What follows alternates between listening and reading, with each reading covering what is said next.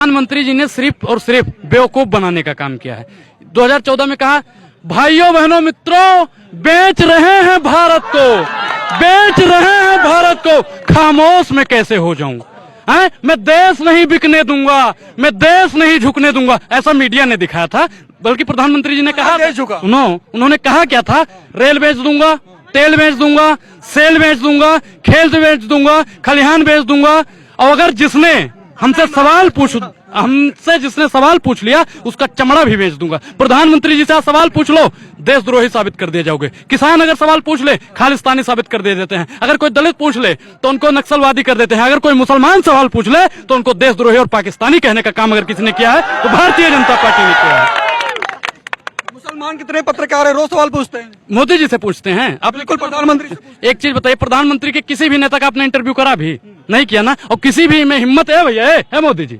आप आज तक को इंटरव्यू दे देते हो कि क्यों दलाली करता है। अब आप 5 टाइम्स को इंटरव्यू देकर देख लीजिए, प्रधानमंत्री जी ना भारत छोड़ के चले जाएंगे। अब कहाँ जाएंगे ये तो नहीं पता। इंटरव्यू दे दें आपको इंटरव्यू, मानते हैं, मानते हैं कि दे दें अगर हिम्मत है उनके अंदर। वो कहते हैं ना कि अरे भाइयों बहनों, मैं देश के लिए जीता हूँ, भाइयों बहनों मैं देश के लिए करता हूँ। मतलब देश पे एहसान कर रहे हैं मोदी जी, और देश के लिए किसी ने कुछ नहीं किया है। आप देश की जो मजबूत जो बेसिक मुद्दा है आप उसे उठाते हो, आप देश के लिए कुछ नहीं कर रहे हो। और प्रधानमंत्री जी करोड़ों रुपए का सूट बूट पहन के झूठ बोलते हैं, वो देश पर एहसान कर रहे हैं। ये बेईमानी है।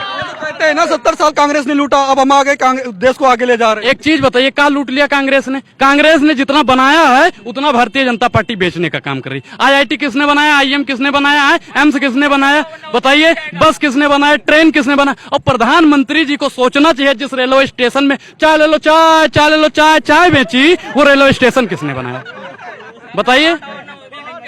70 साल पहले अगर हम आ गए तो देश और कहाँ होता, आगे होता। अमन बेच देंगे और चमन बेच देंगे। भारतीय जनता पार्टी की अगर चाटुकार पत्रकार दलाली करते रहे तो एक दिन पूरा वतन बेच देंगे। बता रहा चाटुकार है तो दलाली। अच्छा एक चीज बताइए, अंजना ओम कश्यप, रूपका लियाकत, सुधीर चौधरी, तिहाड़ी, मोदी जी आप क्रीम कौन सी लगाते हैं? चेहरा बहुत चमक रहा है प्रधानमंत्री जी। ये कटिंग कहाँ करवाते हैं? हम तो 50 रुपए वाली कटिंग कराते हैं, 5 लाख वाली कटिंग कहाँ पे करवाते हैं? अगर हम ऐसा पूछते हैं ना, लखनऊ से लेकर दिल्ली के दरवाजों तक हमारे लिए रेड कॉर्पोरेट बिछा दिया जाएगा। हम तो भैया क्रांतिकारी लोगों को मानने वाले हैं। मेरा शब्द सुमन अर्पित न होगा दिल्ली के दरबारों में, चाहे जिहवा कट जाए मेरी खड़े खड़े बाजारों में। तो हम तो भारतीय जनता पार्टी से सवाल पूछेंगे भैया।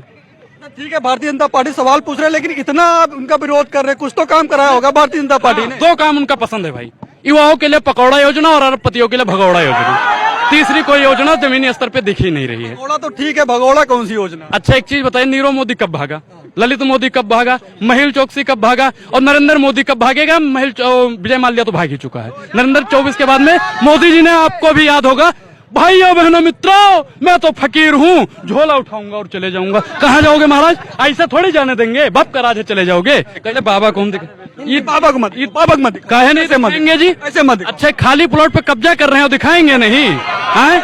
खाली प्लॉट पे कब्जा है और दिखाएंगे नहीं। देखिए भैया, ये देखिए, ये कौन है? ये अंधभक्तों के बाबा धीरेन्द्र के शास्त्री हैं।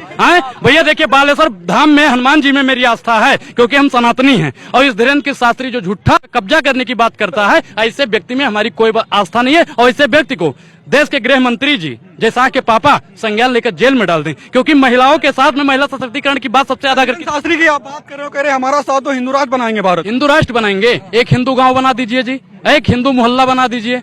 अपने भाई को जो ना संभाल पाया, जो घर न बना पाया हो, वो हिंदू राष्ट्र का खाक बनाएगा। भारत इनके भाई जो थे, बहुजन भाई के शादी में कट्टा लहरा रहे थे, सिगरेट ऐसे पी रहे थे जैसे लखनऊ में नवाब नहीं, वहीं पे नवाब मध्य प्रदेश में ही हूँ। महाराज इतनी बेशर्मी ऐसे तो हिंदू राष्ट्र बने। भैया हम तो कह रहे हैं कि इस देश को संविधान राष्ट्र बनना चाहिए। और हिंदू राष्ट्र अगर बन जाएगा तो दलितों के लिए क्या सुविधा दी जाएगी? क्या सिलेंडर सस्ता हो जाएगा? क्या महंगाई दूर हो जाएगी? क्या बेरोजगारी, मतलब युवाओं को रोजगार मिल जाएगा और आजाद होकर आप पत्रकारिता कर पाएंगे? हिंदू राष्ट्र के 5 फायदे गिनवा दीजिए, मैं संविधान राष्ट्र के 50 फायदे गिनवाने के लिए। ज्यादा आंदोलन अगर कोई करने वाला है तो मोहनदास करमचंद गांधी, ठीक, उन्होंने अपनी पत्नी कभी नहीं छोड़ी है।